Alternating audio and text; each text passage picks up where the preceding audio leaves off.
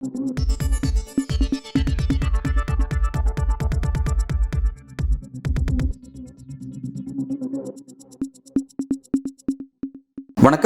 இந்த நேர்காணலில் நம்முடன் அரசியல் பேச மூத்த பத்திரிகையாளர் திரு பிரியன் அவர்கள் இணைந்திருக்கிறார். சார் வணக்கம். சார், இன்றைக்கி நான் உங்கள்கிட்ட பேச நினைக்கிறது ஒரு முக்கியமான சப்ஜெக்ட். விசிக தலைவர் திருமாவளவன் வந்து இந்த உள்ளுதுக்கீடு சம்மந்தமாக அவர் ஒரு போராட்டம் நடத்தினார். அதை ஒட்டி தன்னோட கருத்துக்களை பல அரங்களை தெரியப்படுத்திட்டு இருக்காரு. தற்போதைக்கு அவர் என்ன சொல்லியிருக்காரு அப்படின்னு பார்த்தீங்கன்னா, தமிழ்நாடு வந்து ஒருபோதும் தலித்துகளை வந்து முதல்வராக ஏற்றுக்கொள்ளக்கூடிய மனநிலையில் இல்லை. இந்த விஷயத்தை பற்றி விவாதம் செஞ்சால் அது வந்து இது நாடாளுமன்ற அதிகாரத்தோடு பொருந்தி இருக்கிறத நம்மளால் பார்க்க முடியும் அப்படிங்கிற மாதிரி ஒரு விஷயத்த சொல்லியிருக்கிறாரு. ஒரு பேசப்படும் பொருளாக அது மாறுது. எப்படி பார்க்குறீங்க? இல்லை, அதாவது வந்து அவர் சொல்கிறது வந்து ப்ராக்டிக்கலாக பார்க்கும்பொழுது அந்த மாதிரியான ஒரு சூழ்நிலை இருக்கிறது உண்மை தான். தமிழ்நாட்டிலையும் இருக்கிறது உண்மை தான், நம்ம மறுக்கிறதுக்கு இல்லை. ஆனால் இதே மாதிரி சூழ்நிலை நாடு முழுக்க இருக்கான்னா வந்து கடந்த காலங்களில் வந்து காங்கிரஸ் தரப்புலேருந்து வந்து பட்டியலினத்தவர்கள் வந்து சீஃப் மினிஸ்டர் ஆகியிருக்காங்க. அந்த காலத்தில் சஞ்சீவ் ஐயா இருக்கார். அப்புறம் இப்போ கொஞ்சம் 3-4 வருஷத்துக்கு முன்னாடி 2-3 வருஷத்துக்கு முன்னாடி சரண்ஜித் சென்னின்னு ஒருத்தர் பஞ்சாபில் இருக்கார் ஆக்சுவலாக. ஸோ அதனால் வந்து காங்கிரஸ் தரப்பில் இப்போது சீஃப் மினிஸ்டர் இப்போது வந்து காங்கிரஸ் கட்சி தலைவராக இருக்கவர் வந்து பார்த்திங்கன்னா உங்களுக்கு வந்து கார்கே இருக்கார், மல்லிகார்ஜுன கார்கே. அவரும் பட்டியலினத்தவராக தான் இருக்கார் ஆக்சுவலாக. ஸோ அதனால் பட்டியலினத்தவருக்கு வந்து தமிழ்நாட்டில் வாய்ப்புகள் இருக்கான்னா இப்போ இம்மிடியேட்டாக வந்து அதுக்கான வாய்ப்புகள் இல்லைன்றது உண்மை. அது ப்ராக்டிக்கலான பார்வை தான் அவர் பார்க்குறது ஆக்சுவலாக. பட் இது எப்படி பாராளுமன்றத்தோடு லிங்க் பண்ணுறாருன்றது எனக்கு நிச்சயமாக புரியல. ஏன்னா சட்ட ரீதியாக இந்த ஜாதி தான் வந்து சீஃப் மினிஸ்டர் வரணும் அப்படின்ற மாதிரிலாம் எந்த ஒரு சட்டமும் இந்தியாவில் இல்லை. ஒரு மாநிலத்தில் பல கட்சிகள் தேர்தலில் போட்டி போடுறாங்க. எந்த கட்சி மெஜாரிட்டியான இடங்களை பெறுகிறதோ அந்த கட்சி சார்பாக ஒரு தலைவர் தேர்ந்தெடுக்கப்படுகிறார். அவர் தான் சீஃப் மினிஸ்டர், சட்டமன்ற தலைவராக அவர் தான் சீஃப் மினிஸ்டர். இப்போது தமிழ்நாட்டில் பார்த்திங்கன்னா முக்கியமான கட்சிகள் திமுகவில் வந்து 26லேயும் உங்களுக்கு இவர் தான் வருவார். அவர் தான் வந்து ஸ்டாலின் தான் வருவார். ஸ்டாலின் தான் தலைவராக தேர்ந்தெடுப்பாங்க. அதுக்கப்புறம் உதயநிதி வரத்துக்கான வாய்ப்புகள் இருக்குது. நமக்கு தெரிஞ்சு இமீடியட்டாக உதயநிதி வரத்துக்கான திமுக வந்தால் அதுக்கடுத்து நீங்கள் அதிமுகவில் பார்த்தீங்கன்னா பழனிசாமி இருக்கார். பழனிசாமிக்கு அடுத்து வேறு யாராவது தலைவர், அங்கே அடுத்த கட்ட தலைவர் யாருன்னு பார்த்தீங்கன்னா வேலுமணி, தங்கமணி போன்றவரெல்லாம் பிரமாதமாக தெரிகிறாங்க. அவங்க தான் எதிர்காலத்தில் அதை வாய்ப்பு, அவங்க சிவி சண்முகம் போன்றவர்களுக்கான வாய்ப்பு அங்கே இருக்கிறத நம்ம பார்க்குறோம். இல்லை அப்படியே எதிர்த்து தரப்பு ஏதாவது இன்னும் ஓபிஎஸ் மாதிரி ஆட்களை வந்து சேர்ந்தால் கூட அவங்களும் பட்டியலில் நிறுத்தவரெலாம் கிடையாது. ஈவன் சசிகலா கூட பட்டியலில் நிறுத்தவர் கிடையாது. சரி, இப்படியே சீமான் தரப்பில் வந்தீங்கன்னா சீமான் பட்டியலில் நிறுத்தவர் கிடையாது. அப்படியே பாஜகவோட தேசிய கட்சி பாஜக, அதுக்கு ஒரு வாய்ப்பு இருக்குது தமிழ்நாட்டில்னா அதில் தலைமையில் இருக்கிறவங்க யாரும் இப்போது பட்டியல் நிறுத்தவர் யாரும் பெரிய ஆட்களா இல்லை. அங்கே முருகன் இருந்தார். முருகன் இருக்கார். முருகன் வந்து மத்தியில் இருக்கார். ஆனால் தமிழ்நாட்டில் பாஜக ஆட்சிக்கு வரதுக்கான வாய்ப்புகள் சமீபத்தில் அடுத்த 10 வருஷத்துக்கு கூட இல்லைன்றது என்னுடைய கருத்து. அதனால் இம்மிடியேட்டாக அதுக்கான வாய்ப்புகள் ரொம்ப, ஒருவேளை பாஜகவே பெரும்பான்மை பெற்று அவங்க வந்து மத்தியிலேருந்து முருகனை கொண்டு வந்து போட்டாங்கன்னா அதுக்கான வாய்ப்புகள் ரொம்ப ரிமோட்டாக தான் இருக்குன்ற நம்ம பார்க்குறோம். காங்கிரஸில் பார்த்தீங்கன்னா செல்வ பிறந்தைய மாநில தலைவராக இருக்கார். பட் காங்கிரஸ் வந்து அதிகமான இடங்களை பெறுவதற்கான வாய்ப்பு இருக்கான்னா அது இல்லை. ஸோ ப்ராக்டிக்கலாக பார்க்கும்போது இந்த கட்சிகள்லாம் விஜய் இருக்கார். விஜய் வந்து பட்டியல் நிறுத்தவரன்னா இல்லை, கண்டிப்பாக அவரே வந்து ஒரு பெரிய கட்சி ஆரம்பிச்சு. அப்போ இவங்களாம் தான் முக்கியமான பிளேயர்ஸாக இருக்காங்க. மற்றவங்களாம் இப்போது ஜிகே வாசனோ இல்லை ஜான் பாண்டியன் இருக்கலாம், தேவேந்திர குல வேளாளர், ஓகே. இப்போ எஸ்சி பட்டியலில் எடுக்கணும்னு சொல்கிறாங்க, எஸ்சி பட்டியலில் இருக்காங்க. ஆனால் அவங்க வந்து பெரிய அளவுக்கு வரதுக்கான வாய்ப்புகளெல்லாம் இல்லை. ஓகே, கிருஷ்ணசாமி இருக்கார், அவங்களும் வாய்ப்புகள் இல்லை. அவங்களாம் இருக்காங்க அரசியலில், வாய்ப்புகள் இல்லை. இதுதான் இன்றைக்கி இருக்கிற நிலைமை ஆக்சுவலாக வந்து. அது வந்து நம்ம அந்த யதார்த்த நிலைமையை நம்ம வந்து மறுக்கக்கூடாது. பட்டியல் நிறுத்தவர் வந்து சரி, பட்டியல் நிறுத்தவர் முதல்வராக தான் வர வாய்ப்பு இல்லை. முக்கியமான பொறுப்புகளில் வராங்களான்னா தமிழ்நாட்டில் அதுவும் இல்லை. இன்றைக்கி அதிமுகவில் பார்த்தாலும் சரி, திமுகவில் பார்த்தாலும் சரி, ஜெயலலிதா இருந்த காலத்தில் பார்த்தாலும் சரி. ஆனால் ஜெயலலிதா வந்து ஒரு பட்டியல் நிறுத்தவர் வந்து சபாநாயகராக கொண்டு உட்கார வைக்கிற அளவுக்கு அவங்க அருந்ததி தனபாலை கொண்டு உட்கார வச்சாங்க. திமுகவில் பார்த்தீங்கன்னா அவங்களுக்கு ஒரு டெப்டி ஸ்பீக்கர் லெவலில் பரதியல் வழி தானே கொண்டு உட்கார வச்சாங்க. ஆனால் மந்திரி சபையில் பார்த்தீங்கன்னா அவங்களுக்கு ஒரு ஆதி திராவிட நில இலாக்கா, ஒரு முக்கியத்துவம் இல்லாத இலாக்காக்கள் முதல் 10 பேரில் அவங்க இருக்காங்களான்னா அது இல்லைன்ற ஒரு லெவலில் தான் போகிறத நம்ம பார்க்குறோம் நம்ம. அதனால் வந்து அதுக்கு பாராளுமன்றம் என்ன பண்ணணுன்றது திருமாவளவன் தான் சொல்லணும் ஆக்சுவலாக. ஏன்னா மாநிலத்தில் அந்த மாதிரி நிலைன்னா கட்சிகள் வந்து தலித் தலைவர்களுக்கு இம்பார்ட்டன்ஸ் தரணும். இப்போது திமுகவில் வந்து தலித் தலைவர்கள் யார் இருக்காங்க, அவங்களா பார்த்து நீங்கள் அவங்களுக்கு இம்பார்ட்டன்ஸ் கொடுத்து மேலே கொண்டு வரணும். அட்லீஸ்ட் முதல் 10 பேரையாவது அவங்க இருக்கிற மாதிரி கொண்டு வரணும். அதிமுகலையும் அது மாதிரி கொண்டு வரணும். சீமான் ஒருவேளை வந்து ஒரு சமயத்தில் வந்து நாங்கள் ஆட்சிக்கு வந்தால் தலித் முதல்வரை கொண்டு வருவோன்னு பாமக கூட ஒரு தடவை சொன்ன மாதிரி எனக்கு ஞாபகம். ஆனால் அவங்களுக்கு வந்து அந்த அளவுக்கு ஆதரவு கிடைக்கல. இப்போ தலித் முதல்வர் சொல்லி நீங்கள் ஒரு ஃபேஸை நிறுத்தினீங்கன்னா தமிழ்நாட்டில் எல்லாம் ஒட்டுமொத்தமாக காஸ்ட் மட்டுமே ரீசன் கிடையாது. இருந்தாலும் எல்லோரும் ஓட்டு போடுவாங்களான்றது ஒரு சந்தேகத்துக்குரிய ஒரு விஷயமாக நம்ம பார்க்குறோம் நம்ம. அதனால் ப்ராக்டிக்கலாக பார்த்தாலும் சரி, ஈவன் கட்சி ரீதியாக பார்த்தாலும் சரி, ஈவன் அரசியல் சட்டம் அந்த மாதிரி ஒரு நிலைமையை ஒரு பொசிஷனுக்கு உருவாக்குறதுக்கு அரசியல் சட்டம் மூலமாகவும் அதுக்கு வாய்ப்பு இல்லைன்ற போது திருமாவளவன் சொல்கிறது உண்மை. இது வந்து ஒரு வருந்தத்தக்க ஒரு விஷயம். ஆனால் பட்டியலினத்தவரை வந்து நம்ம நாட்டில் கிட்டத்தட்ட ஒரு 20-22% இருக்காங்கன்றது உண்மை. கணிசமான அளவு இருக்காங்க. கணிசமான அளவு 20-22-20லேருந்து சில இடங்களில் 30% கூட இருக்கலாம், சில இடத்துல 20% இருக்கலாம், சில இடத்துல 10% கூட இருக்கலாம். ஆவரேஜாக 20% கண்டிப்பாக இருக்காங்கன்றது உண்மை. ஆனால் அவர்களுக்கான வாய்ப்புன்றது வந்து அவர்கள் முதல்வராகிறதுக்கான வாய்ப்புன்றது ரொம்ப குறைவாக இருக்குது. மைனாரிட்டி காஸ்ட்டை சேர்ந்தவங்க கூட முதல்வராகிறதுக்கான வாய்ப்புகள் கிடைக்கிற போது, உதாரணமாக பார்த்தீங்கன்னா Jayalalithaa minority, MGR minority, Stalin minority, அதை இவர் சொன்னார்ல டாக்டர் ராமதாஸ் 10,000 பேர் கூட இல்லாத ஒரு கம்யூனிட்டியை சேர்ந்தவர் முதல்வராக இருக்கார் அப்படின்னு சொன்னார்ல, அது உண்மையும் கூட. ஆனால் என்ன அட்வான்டேஜ்னா அந்த மைனாரிட்டி கம்யூனிட்டியை வந்து எல்லா மெஜாரிட்டி கம்யூனிட்டியும் ஏற்றுக்கிறாங்க. ஆக்சுவலாக அவங்க ஏற்றுக்கிற ஒரு தலைவராக இருக்கார். ஆனால் ஒரு மெஜாரிட்டி கம்யூனிட்டி வந்தால் மற்ற மெஜாரிட்டி கம்யூனிட்டி வந்து இவங்க வந்து அவங்களாக இருப்பாங்க, அவங்களுக்கு தான் சாதகமாக இருப்பாங்க. உதாரணமாக ஜெயலலிதா ஆட்சியில் இருந்தபோது சசிகலா கொடுத்த முக்கியத்துவத்தை பார்த்து இது முக்கலத்தோரோட கவர்மெண்ட்டு, முக்கலத்தோர் தான் முக்கியமான பொறுப்பில் இருக்காங்க அப்படின்ற மாதிரி ஒரு பேச்சு இருந்தது. காமராஜரையே ஒரு நாடார்ன்ற ஒரு இதுக்குள்ளே குப்பிக்குள்ளே அடைக்க பார்த்த இதுதான் இது ஆக்சுவலாக. அதே மாதிரி பார்த்திங்கன்னா இப்போது திமுகவுக்கு அந்த பிரச்சனை கிடையாது. திமுக மைனாரிட்டி காஸ்ட்டாக இருக்கிறனால பிரச்சனை கிடையாது. பழனிசாமிக்கு அந்த பிரச்சனை இருக்குது. கவுண்டர் அப்படின்றது அது ஒரு பெரும்பான்மை கம்யூனிட்டியாக இருக்கிறனால மற்ற பெரும்பான்மை கம்யூனிட்டின்னு நினைக்கிறாங்க இவங்க ஒரு மேலாதிக்கம் செலுத்துவாங்க அப்படின்ற மாதிரியான ஒரு எண்ணம் இருக்கிறது நம்ம பார்க்குறோம். ஸோ மைனாரிட்டி கம்யூனிட்டியாக இருக்கிற சிஎம்மாக இருக்கிறது வந்து அட்வான்டேஜான ஒரு பொசிஷன். அவங்களுக்கு எல்லா விதமான எல்லா கட்சி எல்லா ஜாதிக்காரங்களும் அவங்களுக்கு ஆதரவு கிடைக்குது. ஆனால் அன்ஃபார்ச்சுனேட்லி பட்டியலினத்தவரை நம்ம வந்து ஒதுக்கீடு அவங்களுக்கு தனி தொகுதிகள் இருக்குது, எல்லாமே இருக்குது. ஆனால் அந்த தனி தொகுதிகள் நம்பர்ஸில் அவங்க முழுக்க வந்து கட்சிகள் நிற்க வைக்கிறதெல்லாம் அவங்க பட்டியலினத்தவரை நிற்க வைக்கிறாங்க. அவங்களும் தேர்ந்தெடுக்கப்பட்டு வராங்க. பட் அவங்களுக்கு முக்கியமான பொறுப்புகள் இருக்காங்கன்னா அது இல்லைன்றது தான் அடிப்படையான விஷயம். முக்கியமான பொறுப்புகள் கொடுக்குறாங்கன்னா அது இல்லைன்றது தான் அடிப்படையான விஷயம். அவங்க முதல்வராக வர்றதுன்றது அந்த கட்சிக்காரங்க தேர்ந்தெடுக்கணும். அதுக்கான வாய்ப்பும் தமிழ்நாட்டை பொறுத்த மட்டும் தற்சமே இல்லைன்றது தான் வருந்தத்தக்க ஒரு விஷயமாக நான் பார்க்குறேன். அது வந்து இதான் நிலைமை ஆக்சுவலாக. இது எப்படி மாறுன்றது நம்மளால் ஊகிக்கவே முடியல ஆக்சுவலாக. ஏன்னா அது பெரிய கட்சிகளாக இருக்கிறவங்க தலித்தை வந்து முன்னாடி கொண்டு வரணும், ஒரு சிஎம்மாக கொண்டு வரணும் அப்படின்ற போது தமிழ்நாட்டில் அந்த வாய்ப்பு இமீடியட்டாக இல்லை.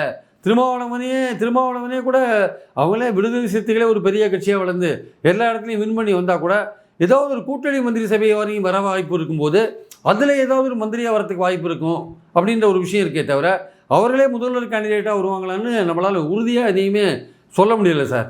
இப்போ இருக்கிற நிலைமையில் திருமாவளவன் சொல்கிற மாதிரி தற்சமயம் வந்து பட்டியலினத்தவருக்கான வாய்ப்புகள் இல்லைன்றதான் உண்மை. இதை சொல்லக்கூடிய திருமாவளவன் அதே நேரத்தில் வந்து இந்த விஷயம் உண்மைதான், பட் எங்களுக்கு திமுக அரசு மீது நம்பிக்கை இருக்குது. பட் திமுக அரசுங்கிறது நிலையானது கிடையாது. தமிழக அரசுங்கிறது தான் நிலையானது. திமுகங்கிறது வந்து நிலையானது. அரசுங்கிறது நிலையானது, கட்சிங்கிறது நிலையானது இல்லை அப்படின்னு சொல்கிறாரு. பட் திமுக மீது நம்பிக்கை இருக்குன்னு சொல்கிறாரு. இவர் இந்த விஷயத்தை வைக்கும்போது தான் அரசியல் அரங்கில் வந்து அது ஒரு பெரிய டிபேட்டபிள் சப்ஜெக்டாக மாறுது. உடனடியாக வந்து சீமான் என்ன ரியாக்ட் பண்ணுறாருன்னு பார்த்தீங்கன்னா, அவர் சொல்கிறது உண்மைதான், தலித் வந்து தமிழ்நாட்டில் முதல்வராக முடியாதுங்கிற கருத்தை நான் ஏற்கிறேன். ஆனால் திமுக மீது நம்பிக்கை இருக்குது அப்படின்னு அவர் சொல்கிறத என்னால் ஏற்றுக்க முடியலங்கிற ஒரு விஷயத்தை வைக்கிறாரு. இப்போ அதுக்கான காரணத்தை நம்ம அலசி பார்க்கும்பொழுது இப்போ திமுக கட்சி அப்படிங்கிறது வந்து அது வந்து ஒரு தேர்தல் கட்சியாக மட்டும் இல்லாமல் ஒரு ஐடியாலஜி பேஸ்டு கட்சியாக இருக்குது.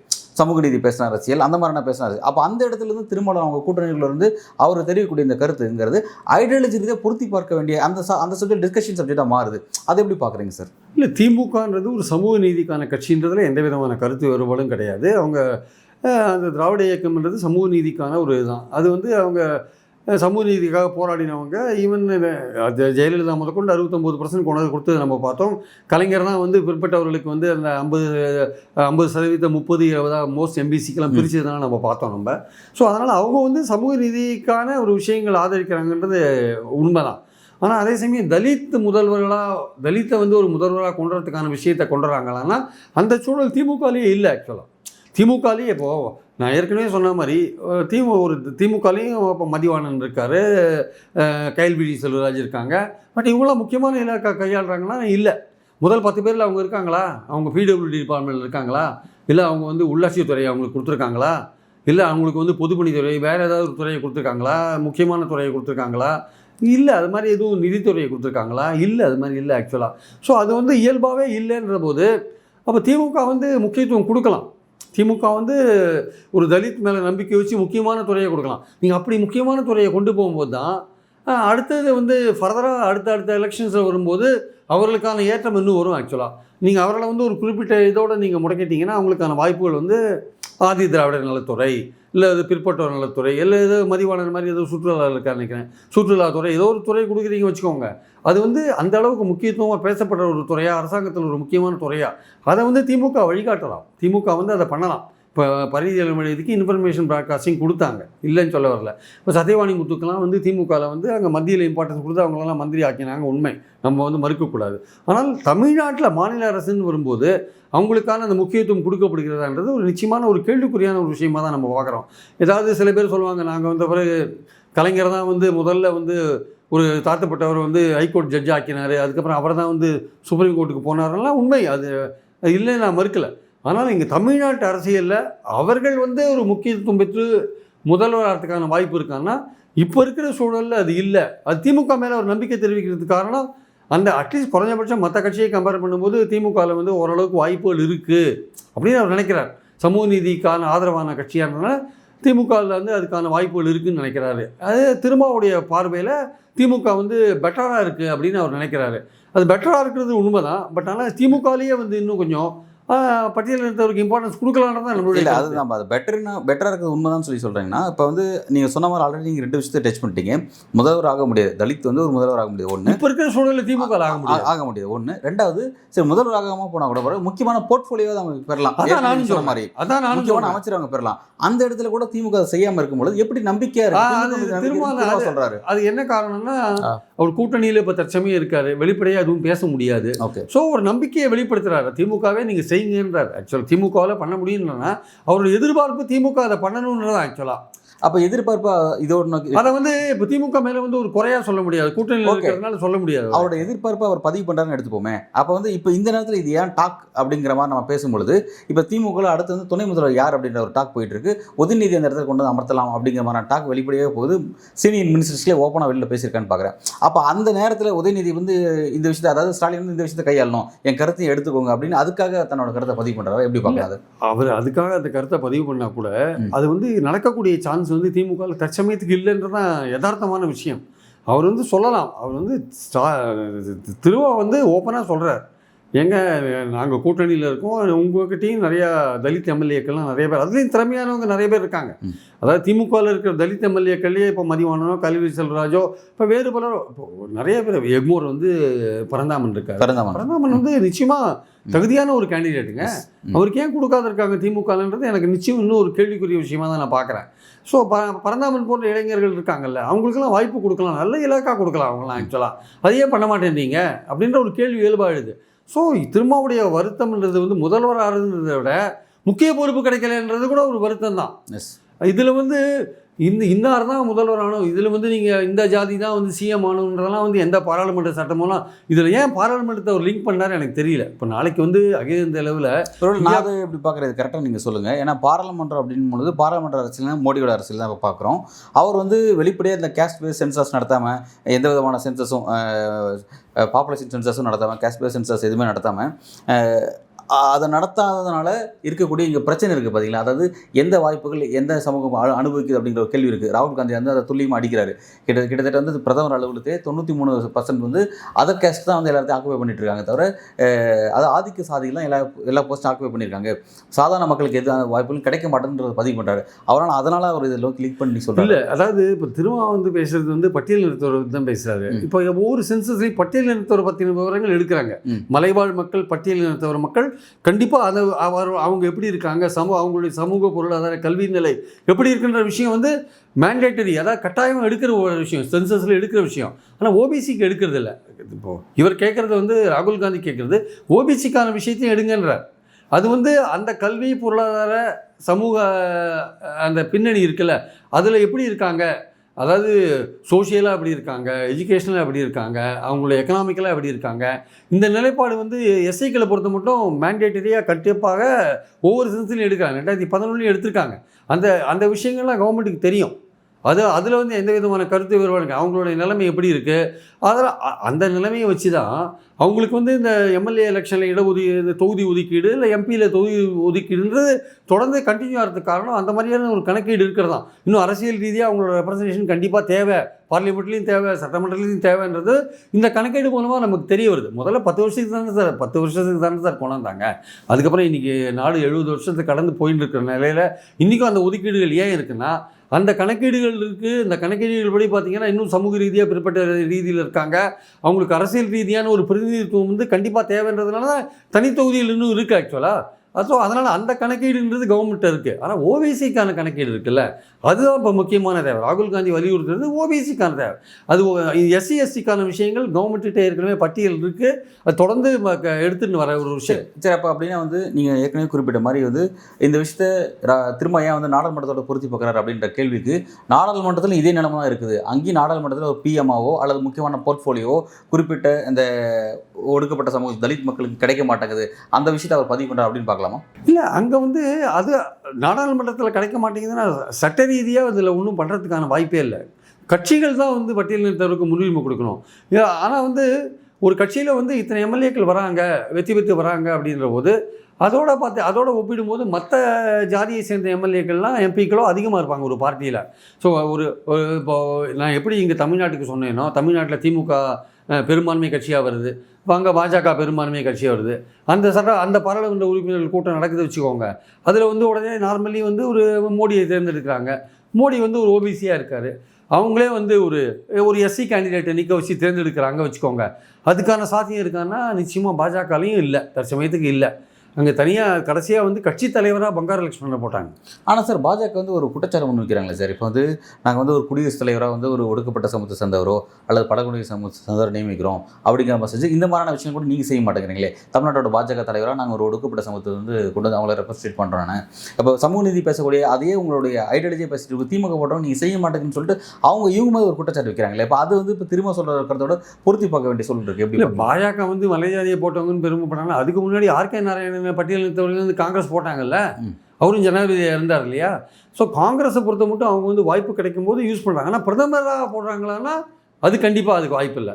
ஆனால் அதுக்கான வாய்ப்பு இந்தியா கூட்டணி, சப்போஸ் ஏதாவது ஒரு வாய்ப்பு வந்து இந்தியா கூட்டணி ஆட்சி அமைக்கிறதுக்கான வாய்ப்புகள் வந்தால் காங்கிரஸ் வந்து மல்லிகார்ஜுன கார்கே போடுறது மூலம் ஒரு பட்டியலினத்தவர் வந்து பிரதமராக கொண்டுறதுக்கான வாய்ப்பு இருக்குது. ஆனால் அதுவே வந்து எல்லா கட்சிகளும் அதை சப்போர்ட் பண்ணுவாங்களா மாட்டாங்களான்னா அது ஒரு கேள்விக்குறியான ஒரு விஷயமா நான் பார்க்குறேன். அது நடந்தால் வந்து நல்ல விஷயம். நடந்தால் மல்லிகார்ஜுன சில கட்சிகள், இந்தியா கூட்டணியில் இருக்கிற சில கட்சிகள், ராகுல் காந்தி வந்தால் அவர் செல்வாக்கு பெற்று அவர் தனிப்பெரும் தலைவராக வந்து அப்புறம் காங்கிரஸ் அசைக்க முடியாத கட்சியாக வந்துட போது, அது மாதிரி ஒரு நிலைமை வரக்கூடாது, இப்போ நம்ம ஓட்டு பேங்கெலாம் போய்டுன்னு மம்தாவோ இல்லை அகிலேஷ் யாதவோ போன்றவர்கள் நினச்சி அதுக்கு ஒரு மாற்று வழியாக நீங்கள் கார்கேயை கொண்டு வாங்கன்னு அந்த மாதிரி ஒரு ஃப்ளூக்கில் வந்து இவரை கொண்டாந்தாங்க வச்சுக்கோங்க. அதுவே நல்லது. அது மாதிரி நடந்தால் கூட நல்லதுன்னு என்னோடய அபிப்பிராயம். ஒரு பட்டியலினத்தவர் வந்து ஒரு பிரைம் மினிஸ்டர் ஆகிறதுக்கான வாய்ப்புகள் இந்தியா கூட்டணி வந்தால் இருக்குன்னா மல்லிகார்ஜுன கார்கே ஒரு நம்பிக்கையை தரார் நமக்கு ஆக்சுவலாக. ஆனால் அது எப்படி வேணால் அது வந்து காங்கிரஸே அதை கொண்டு வருமானா அது வேறு கட்சிகள் வந்து காங்கிரஸ் செல்வாக்கு பெற்றுடக்கூடாது என்ற எண்ணத்தில் நடக்கிற ஒரு ஏற்பாடாக அது இருக்குது. எப்படியா இருந்தாலுமே ஒரு பட்டியலினத்தவர் வரான்றதை வரவேற்கலாம் நம்ம. ஸோ அதுக்கான வாய்ப்புகள் இருக்குது. ஆனால் பாஜகவில் இருக்கான்னா கண்டிப்பாக இல்லை. பட்டியலினத்தவர் வந்து எம்பிக்களாக இருக்காங்க, எல்லாமே இருக்காங்க. பட் அவர்களுக்கு இப்போ நிதித்துறை கொடுப்பீங்களா, இல்லை பாதுகாப்புத்துறை கொடுப்பீங்களா, இல்லை வேறு ஏதாவது முக்கியமான துறை கொடுப்பீங்க, ரயில்வே துறை கொடுப்பீங்களா? எல்லாமே இப்போ யார் பார்த்தீங்கன்னா இங்கே எப்படி நம்ம திமுக கவர்மெண்ட்டில் முதல் 10 பேர் 15 பேர் யார் இருக்காங்கன்னு நம்ம சொல்கிறோமோ அதே மாதிரி அங்கேயும் அப்படி தானே இருக்குது. வருஷப்படுத்தினீங்கன்னா ராஜ்நாத் சிங்லேருந்து நிர்மலா சீதாராமன்லேருந்து வருஷப்படுத்தி பாருங்கள், அமித்ஷாலேருந்து வருஷப்படுத்தி பாருங்கள். இப்படியே யாராவது இருக்காங்களாங்க? ஒரு முதல் 10 பேரில் எஸ்சிக்கள் சொல்கிறதுல யாராவது இருக்காங்களா? இப்போ யாராவது ஒருத்தர் வந்து பாஜக சொல்லலாம், இந்த எஸ்சிக்கு நான் முக்கியமாக துறை கொடுத்துருக்கேன்னு சொல்லலாம், அது வேறு விஷயம். பட் ஆனால் முதல் பாஜக கவர்மெண்ட்டுடைய முகமாக இருக்கிறவங்க யாருன்னு பார்த்தீங்கன்னா அது ராஜ்நாத் சிங்கோ இல்லை நிதிஷ் கட்கரியோ இல்லை வந்து நிர்மலா சீதாராமனோ இல்லை இந்த மாதிரி பார்க்கும்பொழுது அமித்ஷாவோ இந்த மாதிரி பார்க்கும்போது அந்த முகமாக யாராக இருக்காங்க? அந்த முகமாக ஒரு பட்டியலினத்தவர் இருக்காங்களா? இல்லை இல்லையா? ஸோ அதனால் அங்கேயும் பாஜகலையும் அந்த இந்த விஷயத்தை பார்க்கும்பொழுது வந்து இந்த மாதிரி தலித்துக்களை புறக்கணிக்கிறது அப்படிங்கிறது பார்த்தா அதில் திமுக பாஜக எந்த புறக்கணிக்கிறதுன்றது இயல்பாக நடக்குதா இல்லை அந்த அரேஞ்ச்மெண்ட் அப்படி தான் இருக்கான்றது ஒரு கேள்வியாக இருக்குது. ஓகே, இயல்பாகவே இது அப்படி தான் இருக்குது, வேறு வழி கிடையாது, இப்படி தான் இருக்கான்னா இதை மாற்றலாம்னா முடியும். யார் நிச்சயமாக மோடி நினச்சா முடியுங்க. ஒரு பாதுகாப்பு அமைச்சரோ, ஒரு நிதி அமைச்சரோ, ஒரு உள்துறை அமைச்சரோ நம்ம கட்சியில் இருக்கிற ஒரு தலித்து கொடுக்கலான்னு ஏன் அவர் நினைக்க மாட்டேன்றாங்க? ஏன் ஸ்டாலின் நினைக்க மாட்டேன்றார்? ஒரு பொதுப்பணித்துறையோ ஒரு நிதியமைச்சரோ முக்கியமான உள்ளாட்சித்துறை அமைச்சரோ ஏன் ஒரு தலித்து கொடுக்கலாமே அப்படின்னு அவர் நினைக்கணும். பரந்தாமன் ஒரு உதாரணத்துக்கு பரந்தாமன் சொன்னேன். இந்த மாதிரி நிறைய பேர் இருக்கான். அப்படி கொடுக்கலாம் அந்த கட்சியில் நினைக்கணுங்க, அந்த கட்சி தலைவர் நினைக்கணும், மோடி நினைக்கணும். இல்லை காங்கிரஸை பொறுத்த மட்டும் ஒன்றும் பிரச்சனை இல்லை. அவங்க இதுக்கு முன்னாடி சீஃப் மினிஸ்டர்ஸ் வந்து தலித்துகளுக்கு கொடுத்துருக்காங்க. நான் 2 உதாரணம் முன்னாடியே சொன்னேன். சஞ்சீவ் ஐயா சொன்னேன், சரண்ஜித் சிங் சென்னியை சொன்னேன் நான். ஸோ இந்த மாதிரி கட்சி தலைவர் முடிவெடுக்கணும் தலித்துக்கு வந்து இம்பார்ட்டன்ஸ் கொடுக்கணுன்ட்டு. இல்லைங்க தலித்துக்கு கொடுத்தா பிரச்சனை வரும் அப்படின்னு அவங்க நினச்சாங்கன்னா நம்ம ஒன்றும் பண்ண முடியாது. ஸோ இது கட்சி தலைவர் கையில் இருக்குது. அந்த சட்டமன்ற கட்சி தலைவராக தேர்ந்தெடுக்கப்படுற அந்த கட்சி தலைவர்கிட்ட இருக்குது. பாராளுமன்ற குழு தலைவராக தேர்ந்தெடுக்கிற அந்த தலைவர்கிட்ட இருக்குது. இது ஒரு குறிப்பிட்ட பட்டியலினத்தவர் தேர்ந்தெடுக்கப்படுறாங்க, அவங்கள வந்து நீங்கள் கருவப்பத மாதிரி பயன்படுத்துறீங்க அப்படின்னா அது எப்படி ஏற்றுக்க முடியும் ஆக்சுவலாக? ஆனால் இப்போ இவங்கள பார்த்து இப்போ பிரதமர் மோடியை பார்த்தோ பாஜக பார்த்து வைக்கக்கூடிய கேள்வி என்னன்னா, நீங்கள் வந்து சாதி ரீதியான கணக்கெடுப்பு எடுத்து அதன் அடிப்படையில் பகிர்ந்தளிங்க, இதனால் வந்து ஒடுக்கப்பட்ட மக்கள் பாதிக்கப்படுறாங்க அப்படின்னு சொல்லிட்டு நிர்வாக ரீதியாக அவங்களை ஒரு கேள்வி கேட்குறாங்க. அதே மாதிரி இந்த கேள்வி நிர்வாக மட்டத்தோடு நின்றுடுது. கட்சியில் உங்களுக்கான ரெப்ரசன்டேட்டிவ் என்ன அப்படின்ற கேள்வி யாரும் கேட்கறதுனால வந்து இந்த பேட்டர்ன் அப்படியே ரிப்பீட்டடாக இருக்குதோ அப்படின்ற மாதிரி கூட பார்க்கலாமா? இது எல்லா கட்சிகளுக்கும் இல்லை, நான் என்ன சொல்கிறேன், கட்சி தலைவர்களுக்கு வந்து அந்த ஆர்வம் இருக்கணும். பட்டியலினத்தவர்களுக்கு வந்து கை தூக்கி முக்கியமான பொறுப்பில் அவன் முதல்வர் ஆகிறதுக்கு வாய்ப்பு இல்லாட்டி கூட முக்கியமான பொறுப்பில் வைக்கிறதுக்கான இடங்களை கொடுக்கணும். அது வந்து கட்சி தலைவருக்கு தான் அந்த மனசு இருக்கணுன்றது என்னுடைய கருத்து. அவங்களுக்கு வந்து ஒரு முக்கியத்துவம் இல்லாத இலாக்காக்கள் கொடுத்து நாங்களும் ஒரு ரெப்ரசன்டேட்டிவ் கொடுத்தோன்ற அந்த எண்ணம் இல்லாமல் அவங்கள வந்து ஒரு முக்கியமான இடத்துல வந்து கை தூக்கி உட்கார வச்சுருக்கோம் அப்படின்ற இருக்கல. எனக்கு தெரிஞ்சு ஜெகஜீவன் ராம் வந்து ஒரு தடவை டெப்டி சீஃப் மினிஸ்டர் ஆனார், டெப்டி பிரைம் மினிஸ்டர் ஆனார். 2 பேர் நியமிக்கும் போது ஜெகஜீவன் ராம் ஒரு டெப்டி பிரைம் மினிஸ்டர் ஆனார். அது வந்து 80கள் 90கள் காலகட்டத்தில் நடந்தது. ஸோ ஈவன் 70களில் நடந்தது, 70 80 நெருக்கத்தில் நடந்தது. ஸோ அந்த மாதிரி இருக்கும்போது ஜெகஜீவன் ராமுக்கு அந்த வாய்ப்பு கிடச்சிது. ஆக்சுவலாக deputy chief minister deputy prime minister வரையும் அவர் போனார். அவரால் பிரைம் மினிஸ்டர் ஆக முடியல. ஆக்சுவலாக அப்பவும் பிரைம் மினிஸ்டர் வந்து வேறு ஒரு ஜாதிகள் தான் ஆனாங்களே தவிர. ஸோ இது வந்து கட்சி கையில் தான் இருக்குது. கட்சி தலைவர் அவர் வந்து மனசு வச்சு பட்டியலினத்தவர் கை தூக்கி விடணும்னு நினச்சாருன்னா. ஆனால் அந்த கட்சி தலைவர்கள் இதுவரையும் அந்த நெருக்கடி வரவே இல்லையா? எப்படி வந்து ஃப்ரீ ஃப்ளோவாக இவ்வளோ நாள் இதே பேட்டர்னை ஃபாலோ பண்ணுறாங்க, நீண்ட காலமாக ஃபாலோ பண்ணுறாங்களே? இப்போ திமுகவில் அதற்கான வாய்ப்புகள் ரொம்ப குறைவாக இருக்குது. கலைஞரை கேட்டால் அவர் சொல்லுவார், நானே ஒரு தலித் தான் கூட அவர் சொல்லுவார். அது நான் தலித்துகளுக்கு நான் பண்ணதோட யார் நிறையா பண்ணாங்க அவர் கேட்பார். அப்படி சொல்லிட்டு அந்த விஷயத்தை மறைச்சிக்கிறது அப்படி அவர் சொல்லிட்டு நான் எல்லாமே பண்ணுறேன், என்னால் தான் வந்து தலித்து இப்போ உயர் நீதிமன்றம் உச்ச நீதிமன்றம் நீதிபதிகள்லாம் நான் தலித்து கொண்டு வந்ததுக்காக அதாவது அந்த கிளைம் பண்ணுறாங்க.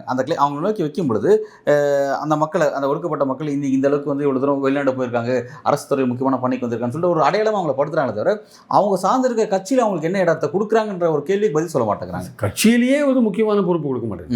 கட்சியிலேயே ஒரு முக்கியமான பொறுப்பு கொடுக்கலாம்ல. அதுவும் கூட திமுகவை பொறுத்த மட்டும் ஒரு துணை பொதுச் செயலாளர்ன்ற ரேஞ்ச் வரையும் பரிதியல் வழி இதெல்லாம் கொண்டாந்தாங்க. ஆக்சுவலாக அவரும் பட்டியலினத்தவர் தானே, கொண்டலேன்னு நம்ம மறுக்க முடியாது, கொண்டாந்தாங்க. பட் பாயிண்ட் என்னென்னா வந்து ஒரு முக்கியமான இடத்துல அவங்க உட்கார வைக்கிறாங்களா, அவங்கள முதல்வர் ஆகிறாங்களான்றதெல்லாம் அந்தந்த கட்சியை பொறுத்த விஷயமா இருக்குது. ஸோ திருமாவுடைய வருத்தம் வந்து ஏற்றுக்கொள்ளத்தக்கது. அந்த கட்சிகள் வந்து பட்டியலினத்தவருக்கு முக்கியமான இடம் கொடுக்கணும். இது பாராளுமன்றம் என்ன பண்ணுன்றது நமக்கு உண்மையிலே தெரியல.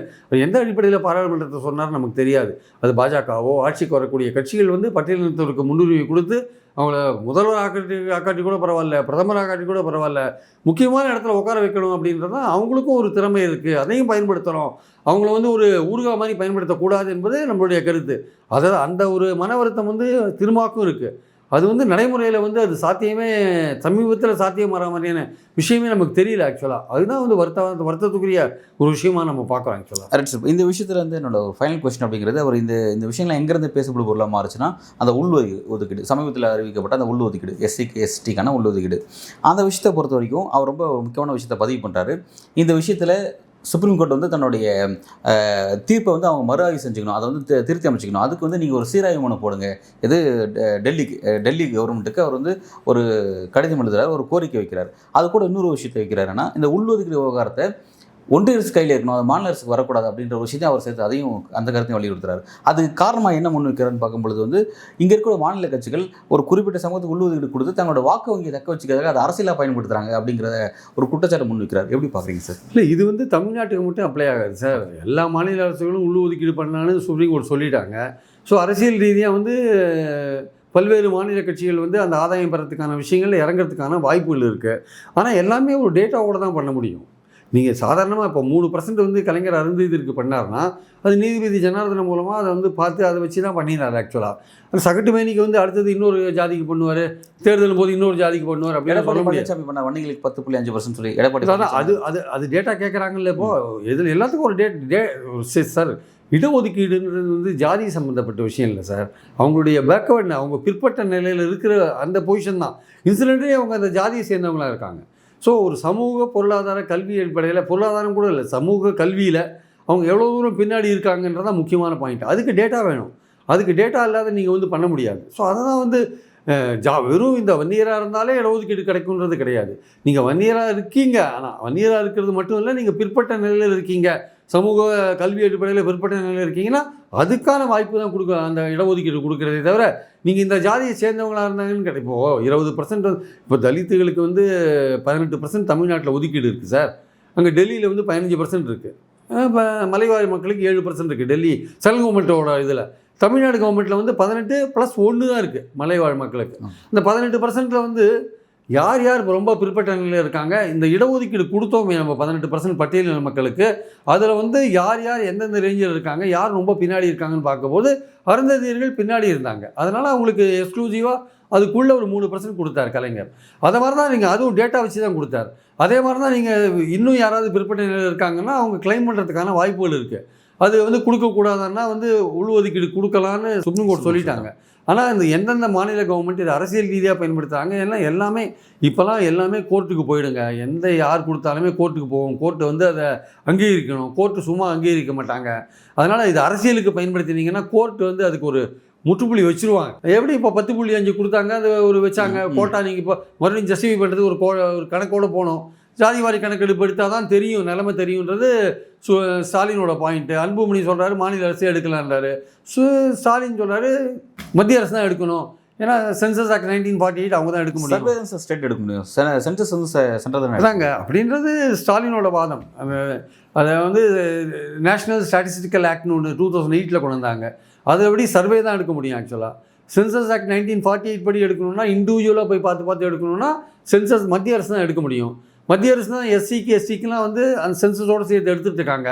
அதோடு சேர்த்து ஓபிசியும் எடுக்கலான்றது தான் பாயிண்ட்டு. அது அவங்க தான் எடுக்க முடியுன்றது விஷயம் ஆக்சுவலாக. அதனால் வந்து இதெல்லாம் எடுக்கும் பொழுது ஒரு கணக்கு வரும். ஆனால் யாராவது அரசியலுக்கு இதை பயன்படுத்தினாங்கன்னா நீங்கள் ஒரு ஒரு ஒரு கோட்டா ஒரு ஒரு சரியான ஒரு புள்ளி உரம் இல்லாத நீங்கள் கொடுத்தீங்கன்னா, அரசியலுக்காக பயன்படுத்தினீங்கன்னா அதை வந்து சுப்ரீம் கோர்ட் தூக்கி போட்டுருவாங்க. நமக்கு அல்டிமேட்டாக கோர்ட்டு தான் இருக்குது. அதனால் மாநில அரசுகள் வந்து தவறாக பயன்படுத்துவாங்கன்னு திரும்ப பயப்படுறதுல ஒரு நியாயம் இருந்தால் கூட உச்சநீதிமன்றம் வந்து இந்த கோட்டா வந்து சஃபிஷியண்ட்டான டேட்டா இல்லாத போது தூக்கி போட்டுருவாங்கன்ற ஒரு விஷயமும் இங்கே இருக்கிறத நம்ம பார்க்குறோம். அதனால் இவ்வளோ சீக்கிரம் இது வந்து, ஆனால் ஒரு வகையில் பார்த்தா வந்து நீங்கள் அதுக்குன்னு நீங்கள் வந்து இதெல்லாம் வந்து ரொம்ப பின்தங்கி இருக்கிறவங்களுக்கு கோட்டா கொடுத்துமே எஸ்சிக்கள் முன்னேறாத இருக்காங்க, கோட்டா கொடுத்துமே எஸ்சிக்கள் முன்னேறாத இருக்காங்கன்னு போது ஏதோ ஒரு பரிகாரம் பண்ண வேண்டியிருக்குல்ல. அதனால தானே உங்களுக்கு பிசியிலேருந்து 3% முஸ்லீம்களுக்கு ஏன் கொடுத்தாரு கலைஞர்? அதுவும் ஒரு டேட்டா அப்படி தானே கொடுக்குறாரு. So without any data quotas வந்து கோர்ட்டில் அடி வாங்கும். அதனால் அதுக்கு நம்ம பயப்பட வேண்டிய அவசியம் இல்லை. ஆனால் திரும்ப கவலைப்படுறதுல ஒரு நியாயம் இருக்குது. ஆனால் ரொம்ப கவலைப்பட வேண்டிய அவசியம் இல்லை. கோர்ட்டு வந்து அரசியல் ரீதியாக இந்த விஷயத்தை யாராவது பயன்படுத்துகிறாங்கன்னா கோர்ட்டு பார்த்துப்பாங்கன்றது தான் முக்கியமான விஷயம். Right sir. திருமாவளவனுடைய கவலைகள் அப்படிங்கிறது அடுத்த கட்டம் எதை நோக்கி நகருது? தமிழக அரசியலோ அல்லது அவர் சொல்கிற மாதிரி இந்திய அரசியலோ தலித்துகளோட ரெப்ரஸன்டேட்டிவ்க்கான அந்த தெளிவு, அந்த தேவை வரக்கூடிய காலகட்டத்தில் எதை நோக்கி நகருதுங்கிறத நம்ம பொறுத்திருந்து பார்ப்போம் சார். மிக்க நன்றி. தேங்க்யூ.